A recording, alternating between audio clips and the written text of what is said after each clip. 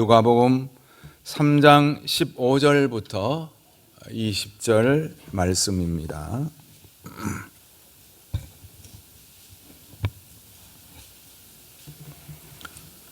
누가복음 3장 15절부터 20절 말씀 한 절씩 교독하겠습니다. 백성들이 바라고 기다림으로 모든 사람들이 요한을 혹 그리스도신가 심중에 생각하니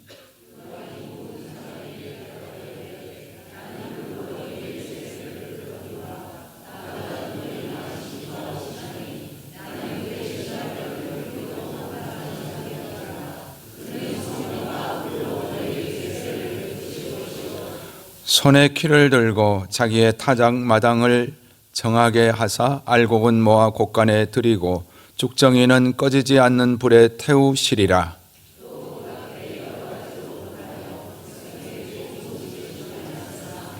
분봉 왕 헤롯은 그의 동생의 아내 헤로디아의 일과 또 자기가 행한 모든 악한 일로 말미암아 요한에게 책망을 받고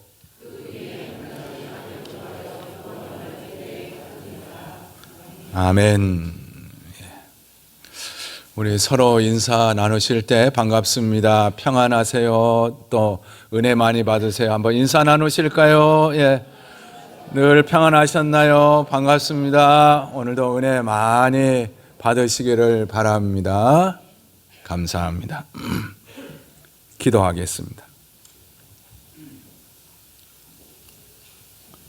하나님 아버지, 오늘도 저희들의 발걸음을 인도하시고 이와 같이 예배 드릴 수 있도록 허락하신 게 얼마나 감사한지요. 아버지 하나님 저희들을 굽어 살피소서. 이 시간 저희들이 하나님의 말씀 앞에 있습니다. 성령님 우리의 마음을 여셔서 깨닫게 하여 주시고 큰 은혜 받는 그리고 변화된 저희들 다 되게 하여 주옵소서. 예수님의 이름으로 기도하옵나이다. 아멘. 여러분, 우리는 하나님 앞에서 내 자신을 볼 수 있어야 합니다. 유대인들은 스스로 하나님을 잘 믿는 아브라함의 자손이라 그렇게 생각했지만 요한은 하나님 앞에서 그들을 독사의 자식이라 말하였습니다. 유대인들은 자신의 그 겉모습만 보았지만은 요한은 그들의 내면을 보았습니다. 유대인들은 과거의 모습을 보았으나 요한은 현재의 모습을 보았습니다. 우리는 항상 하나님 앞에서 나의 현재의 내면을 볼 수 있어야 합니다. 그러면 지금까지의 믿음 생활을 내가 잘 한 줄로 알지만 독사의 자식이라고 책망받을 만한 그러한 것들이 발견될지도 모릅니다. 내가 발견하고 깨달았으면 진정으로 회개하여야 합니다. 우리는 회개하고 진정 아브라함의 하나님을 믿어야 합니다. 하나님을 믿고 그 증거로 사랑과 공의의 열매를 맺어야 하는 것입니다. 오늘 말씀에는 세례 요한이 증거한 예수님이 나오고 있습니다. 요한이 증거한 예수님은 성령과 불로 세례를 주시는 분이십니다. 우리가 회개할 때 예수님은 저와 여러분에게 불과 성령으로 세례를 주십니다. 그러므로 우리는 몇 사람이 아니라 오늘 이 자리에 참석한 모든 성도들이 다 성령과 불로 세례를 받아야 합니다. 여러분의 자손들도 빠짐없이 성령과 불로 세례를 받아야 합니다. 오늘 본문 15절과 16절 그 앞부분을 다시 한번 보겠습니다. 백성들이 바라고 기다림으로 모든 사람들이 요한을 혹 그리스도신가 심중에 생각하니 요한이 모든 사람에게 대답하여 이르되 나는 물론 너희에게 세례를 베풀었거니와 나보다 능력이 많으신 이가 오시나니 나는 그의 신발끈을 풀기도 감당하지 못하겠노라. 당시 이스라엘 백성들은 이 메시아, 다시 말하면 그리스도를 소망하고 그렇게 기다려 왔어요. 그때 세례 요한이 와서 회개의 세례를 베풉니다. 그러자 유대와 온 이스라엘 사람들의 그 앞으로 나와서 회개하고 세례를 받았는데 눈물로 회개하고 그들의 삶이 변화됐습니다. 오투벌 있는 자는 없는 자에게 나누어 주었어요. 세리는 정한 세금만 거두게 됐습니다. 군인들은 받는 월급을 족한 줄로 알고 다른 사람들의 것을 빼앗지 않았어요. 세례 요한의 이 명성은 날이 갈수록 높아만 갔습니다. 이런 현상을 보고서 이스라엘 백성들은 세례 요한이 우리가 기다리는 그 메시아 그리스도가 아닌가 생각하였어요. 그때 요한은 사람들에게 자신을 드러내어 분명하게 말하기를 나는 물로 세례를 베푸는 자요 그리스도가 아니라 내 뒤에 오시는 능력 많으신 분이 바로 그리스도라 하였습니다. 나는 그리스도의 종이 되어 그의 신발끈을 풀기도 감당치 못하겠노라 하였습니다. 무슨 말인가요? 그리스도의 종이 될 자격조차 나는 안 된다는 말입니다. 세례 요한은 자신을 낮추었습니다. 자신의 분수를 알았어요. 진정 주님 앞에서 겸손했습니다. 여러분, 요즘 사람들이 만나면 대화 중에 여러 이야기를 나눕니다. 자신의 일터에 대해서 말하고 자신의 신분이나 또 그 위치가 어떠한지를 말합니다. 때로는 아내나 남편에 대해서 말하고 내 자식이 어떠하다 그런 이야기를 나누어요. 자신의 교회에 대해서 나누고 자신의 하는 일에 대해서 이야기를 합니다. 그런데 가만히 보실까요? 그들이 말하는 결론은 무엇입니까? 대부분 자기 자랑입니다. 처음부터 내내 자랑하다가 그 이야기가 끝이 나요. 사실 자신을 자랑하고 싶은 그 마음은 우리의 끈질긴 본성입니다. 그러나 세례 요한을 좀 보십시오. 어떻게 자신을 자랑하지 않고 그렇게 예수님만을 자랑할 수가 있을까요? 그는 자신을 알고 정말 예수님을 사랑하였기 때문입니다. 여러분, 진정 사랑하면 시기하지 않아요. 우리가 본성적으로 이 시기심이 누구나 다 있지만 시기하지 않는 것이 하나 있습니다. 자식이 잘 되는 것 우리는 시기하지 않아요. 그래서 어떤 부모에게 자식이 부모보다 낫다 말하는 것은 욕이 아니라 칭찬입니다. 다윗 왕의 아들 솔로몬을 왕으로 세울 때 솔로몬이 자기보다 더 나은 왕이 되기를 원하였습니다. 부모는 자식을 진정 사랑함으로 자신을 드러내지 아니하고 자식을 드러내고자 합니다. 마찬가지로 저나 여러분이 예수님을 진정 사랑한다면 나를 자랑하지 아니하고 우리 예수님을 자랑하게 되어 있어요. 내가 예수님을 믿는 것으로 나를 높이지 아니하고 예수님을 높이게 됩니다. 예수님의 이름이 나의 이름보다 높아지는 것을 나의 행복으로 알고 살아갑니다. 만약에 내가 믿음 생활 가운데 나를 드러내고 있다면 예수님에 대한 사랑이 변질되고 있는 것을 알아야 합니다. 세례 요한은 자신이 물로 세례를 베풀었지만 예수님은 성령과 불로 너희에게 세례를 베푸실 것이라 말하였습니다. 그렇습니다. 예수님은 성령과 불로 세례를 주시는 분입니다. 여기서 성령 세례와 불 세례는 별개의 것이 아니고 한 세례를 말하고 있어요. 불은 하나님의 능력과 깨끗하게 하시고 새롭게 하시는 역사를 말합니다. 혹 우리 가운데 성령과 불로 세례를 받으면 갑자기 무슨 불덩어리가 임하는 것으로 생각하는 분이 있을런지 모릅니다. 물론 그럴 수 있어요. 성령으로 세례를 받으면 우리의 마음이 뜨거워져요. 그러나 성령의 세례를 받았는데 뜨겁지 아니하고 오히려 내 심령이 주님 앞에서 시원해지는 그렇게 느끼는 사람들도 있습니다. 성령의 세례를 받은 사람이란 한마디로 회개하고 예수님을 믿어 거듭난 사람을 말합니다. 성령의 세례는 예수님을 구주로 영접하도록 회개하고 거듭나게 하시는 성령의 역사입니다.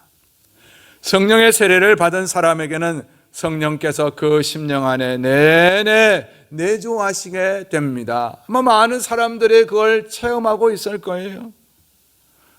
여러분 묻습니다. 오늘 예배드리는 여러분은 진정 성령의 세례를 받았다 이렇게 생각이 되시나요? 내가 성령의 세례를 받았다 그렇게 생각하십니까? 성령께서 내 안에 들어오시면 세상이 달라 보여요.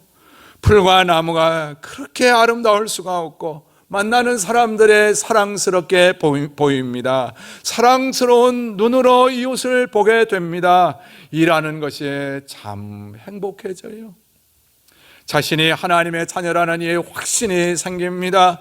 하나님은 나의 아버지가 되시고 나는 하나님의 자녀가 됩니다. 사도행전에 보면 에베소 교회 성도들은 요한의 세례, 이 물세례만 받았습니다.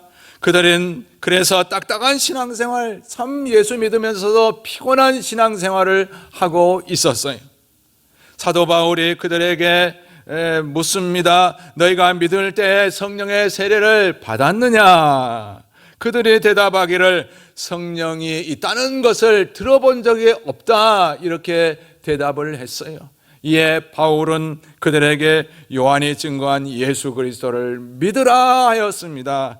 그리고 그들이 예수님을 믿자 성령이 그들의 심령 속에 뜨겁게 임하였습니다. 우리가 어떻게 성령과 불로 세례를 받을 수가 있습니까? 예수님을 믿을 때입니다. 예수님을 믿는 것은 전적으로 그런데 하나님의 역사입니다. 보실까요? 우리가 태어나는 것은 전적으로 부모님의 엄마 아빠의 그 은혜로 태어나는 겁니다.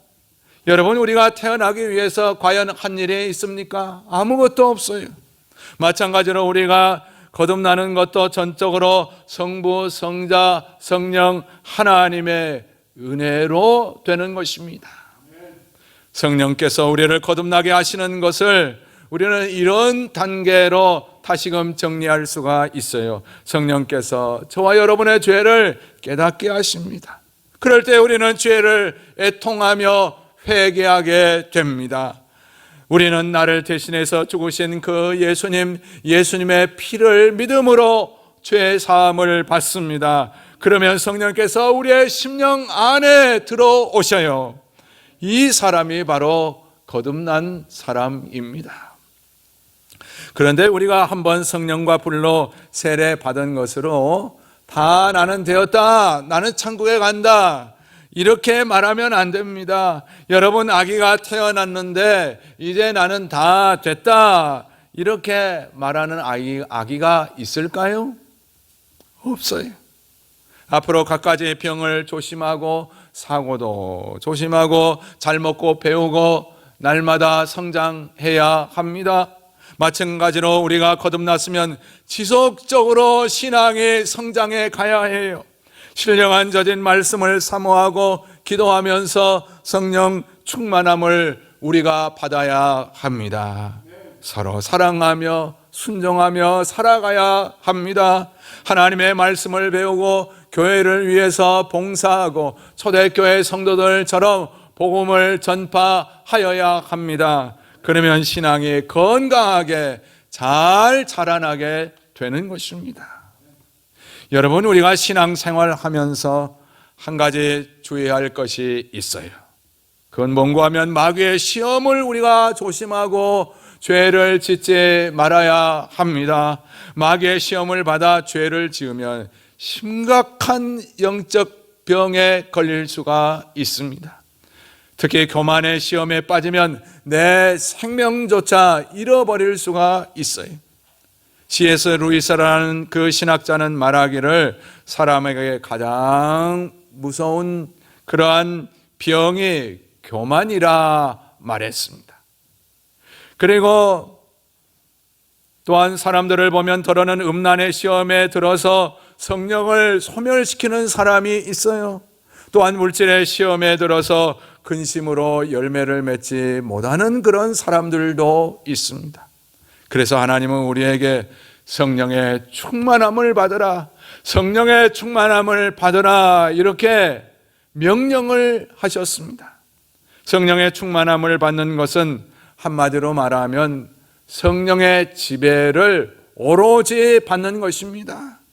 우리가 지속적으로 성령의 충만함을 받으려면 무엇보다도 우리의 삶을 하나님께 다 맡겨야 합니다. 온전히 맡겨야 합니다. 그런데 우리는 왜 그렇게 뭐가 인색한지, 왜 그렇게 조금만 맡기는지 모르겠어요.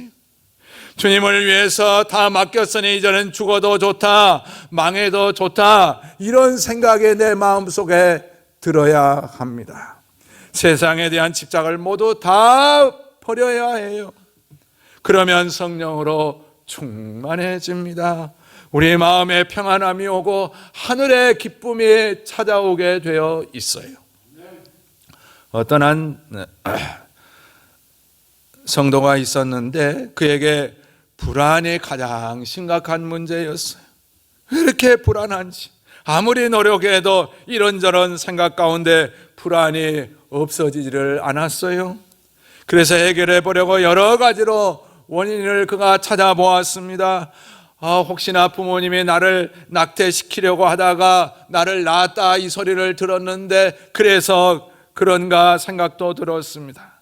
그런데 신기하게도 언제부터인가 그의 내면의 근본적인 불안이 싹 사라져 버렸어요. 그때가 언제인고 하면 예수님을 자신의 주인으로 삼고 자신의 삶을 주님께 다 맡겨버린 후부터였습니다. 자신의 삶을 모두 맡긴 후에 성령의 충만함을 받고 불안과 근심이 다 사라져 버린 것입니다. 사랑하는 성도님 여러분, 주님께 나의 인생을 온전히 맡기고 두 손을 들고 항복을 하시기를 바랍니다. 대충 하지 말고 신용만 내지 말고 모두 다 맡겨버리세요. 두 손 들고 완전히 항복하십시오. 그러면 하나님은 여러분에게 성령의 충만함을 주실 것입니다.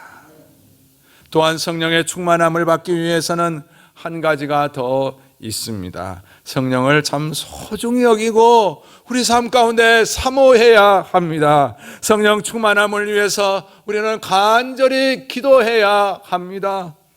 1800년대 유명한 부흥사 D.L. 무디는 하나님의 사랑에 감동하여 말씀을 전함으로 많은 사람들이 회개하고 돌아왔어요.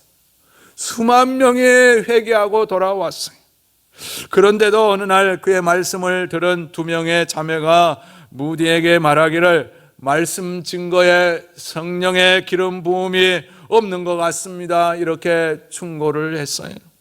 그때부터 무디는 성령 충만함을 받기 위해서 간절하게 매번 기도하였고 말씀을 전할 때 성령이 뜨겁게 역사하게 됐습니다.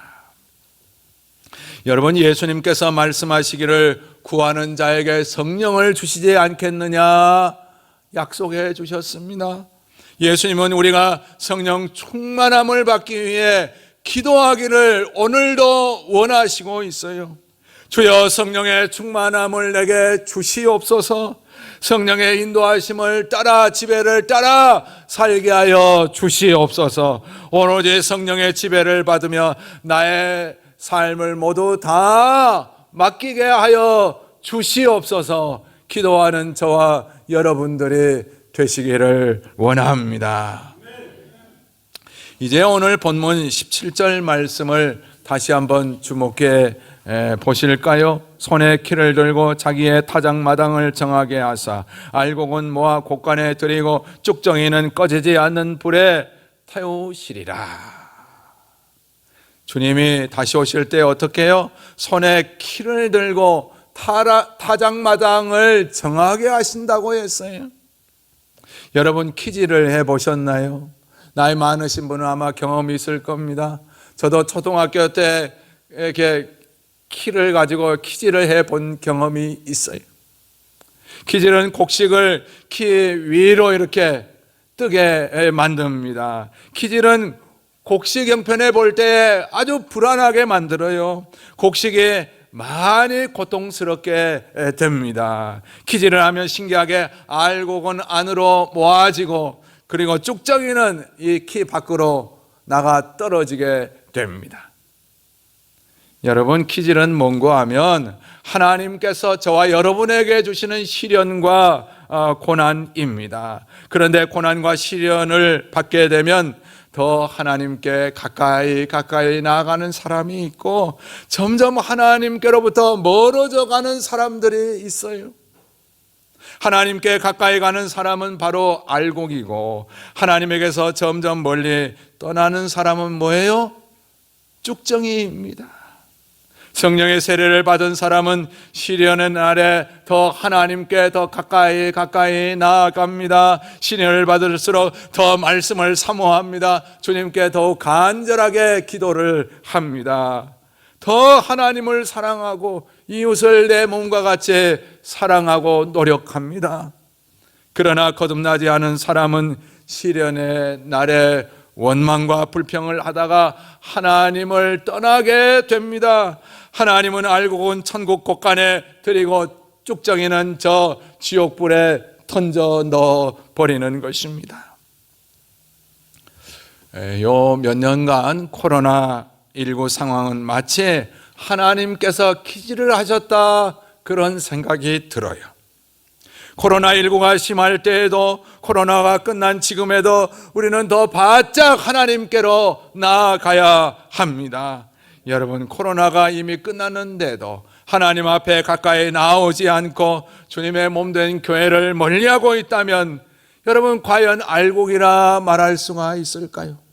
주일에 되면 교회당에 나와서 예배를 드리고 성도의 교제를 나누고 교회를 위해서 봉사하고 말씀을 듣고 또 성장하고, 이런 삶을 살아야 하는 것입니다. 만약에 시련의 날에 하나님을 떠나려는 그런 마음이 혹 든다면, 내가 쭉정이를 닮았구나, 이것을 알고 회개하십시오. 거듭나도록 기도하시기를 바랍니다. 시련의 때에 원망이 나오면 성령이 소멸되었음을 알고 성령의 충만함을 받도록 기도하는 우리 모두가 됐을 수 있기를 원합니다. 17절에서 쭉정이는 꺼지지 않는 불에 태우시리라, 이 말씀은요, 마지막 심판이 있는 것을 분명하게 말씀하고 있는 겁니다. 여러분, 예외 없이 모든 사람은 알곡과 쭉정이로 나누어집니다. 중간 상태 없어요. 사랑하는 가족이나 친구거나 아는 사람 중에서 예수 믿지 않는 사람들은 여지없이 심판을 받아서 지옥불에 던져지게 될 것입니다.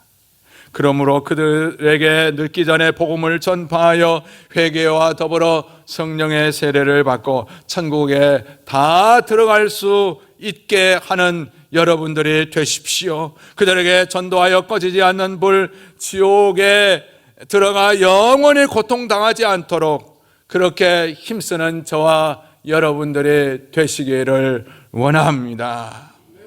18절 말씀을 보면 이런 말씀이 거기에 나옵니다. 또 그 밖에 여러 가지로 권하여 백성에게 좋은 소식을 전하였으나, 여기서 기록자 누가는 세례 요한이 전한 회개의 세례를 좋은 소식이라 이렇게 말하고 있어요. 회개는 우리로 죄 사함을 받게 하고 성령을 받게 하는 좋은 소식입니다. 회개는 우리가 알곡이 되게 하고 천국 곳간으로 들어가게 하는 좋은 소식입니다. 하나님께서 우리에게 회개하라고 하실 때에 우리에게 그것은 크신 사랑을 베푸는 것입니다.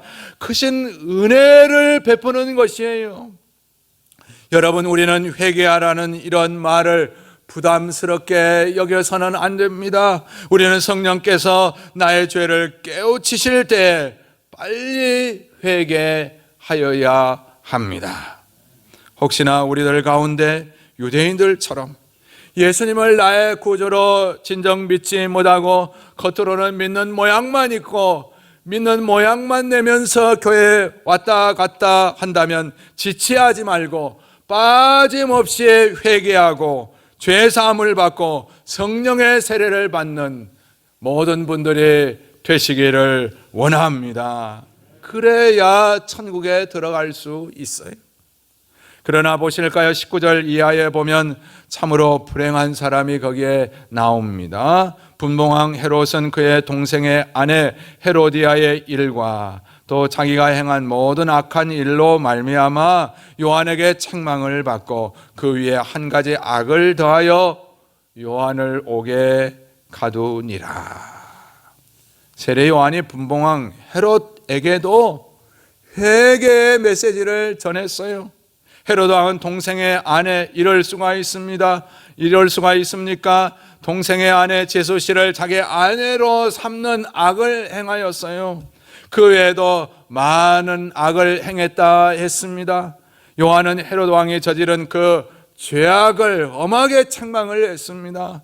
요한은 헤롯도 회개하여 알곡이 돼서 천국에 들어가기를 원하였습니다. 그러나 그는 끝내 회개하지를 않습니다. 그는 좋은 소식을 거절해 버렸어요. 그는 요한을 감옥에 가두었고 나중에는 요한을 죽이고 말았습니다. 참으로 불행한 일이요 안타까운 일입니다. 왜 그가 회개를 못했을까요? 죄의 쾌락을 버리지 못했기 때문입니다. 여러분, 내로남불이라는 말을 아시죠? 내가 하면 로맨스고 남이 하면 불륜이라는 그런 말입니다. 사람들은 자신의 죄를 로맨스로 합리화합니다. 사람이 죄를 지을 때 쾌락이 있어요. 잠언 9장 17절에 보면 몰래 먹는 떡에 맛이 있다, 이런 말씀이 나옵니다. 사람들은 법과 금기를 깨고 거기서 쾌락을 느낍니다. 여러분, 남자가 여자와 함께, 아내와 함께 살아가는 것이 순리입니다. 그런데 남자가 남자와 관계하며 살아가는 그런 동성애에서 쾌락을 느끼는 사람이 있어요. 부부가 살아가는 것이 행복인데 부부간의 관계를 깨는 불륜에서 쾌락을 느낍니다. 부인이나 아내나 남편이 바람이 나면 자식도 보이질 않아요. 그리고 지옥도 보이지를 않아요. 그러나 그 뒤에는 씁쓸함이 찾아오고 영원히 망하는 인생이 되고 마는 것입니다. 사랑하는 성도님 여러분, 하나님께서 주신 관계에서 행복을 누리십시오. 혹 잘못된 관계가 있다거나 점점 빠져드는 관계가 있다면 오늘부로 다 청산하시기를 바랍니다. 혹 아내나 남편이 아닌 잘못된 사귐이 있다면 오늘부로 다 끊어내 버리십시오. 부부가 사랑할 때 거기에 진정한 행복이 있고 영원한 행복이 있습니다. 이제 말씀을 정리하려고 합니다. 우리는 회개하여 성령과 불로 세례를 받아야 합니다. 그래야 지옥에 가지 아니하고 천국에 갈 수 있어요. 우리가 성령과 불로 세례를 받았으면 참으로 건강하게 성장해 나아가야 합니다. 하나님 나라 갈 때까지 건강하게 성장해야 돼요. 그만 그 자리에 멈추고 과거에는 내가 열심을 냈지, 그렇게 지체하는 성도가 안 되어야 하는 것입니다. 아버지 하나님 앞에서 교만과 불신과 탐욕의 죄에 빠지지 않아야 합니다. 물질의 시험, 이성의 시험, 자기 자랑의 시험에 빠지지 않아야 합니다. 더 나아가 우리는 거듭낸 사람으로서 반드시 성령의 충만함을 받아야 합니다. 이를 위해서 가장 중요한 것은 나의 인생을 하나님께 온전히 맡기는 것입니다. 나의 생명도, 가족의 생명도, 이웃 성도들과 목장 식구들, 부모님, 또 직장, 학과 공부, 결혼, 사업, 모든 것을 다 하나님께 맡겨야 합니다. 하나님을 나의 주인으로 삼고 내가 주인 된 것을 버려야 합니다. 주님을 위해 살아면 나는 망해도 좋고 죽어도 좋다는 생각을 해야 합니다. 주님의 말씀에 순종하며 주인 되신 주님께서 그렇게 원하시는 복음 전도에도 힘을 써야 합니다. 바라기는 우리 가운데 한 사람도 빠짐없이, 그리고 여러분 자손 가운데도 한 사람도 빠짐없이 모두가 다 회개하여 성령의 세례를 받고 거듭나고 더 나아가 성령 충만함을 받아서 승리하며 천국을 누리며 살아가는 여러분 모두가 되시기를 간절히 축원합니다.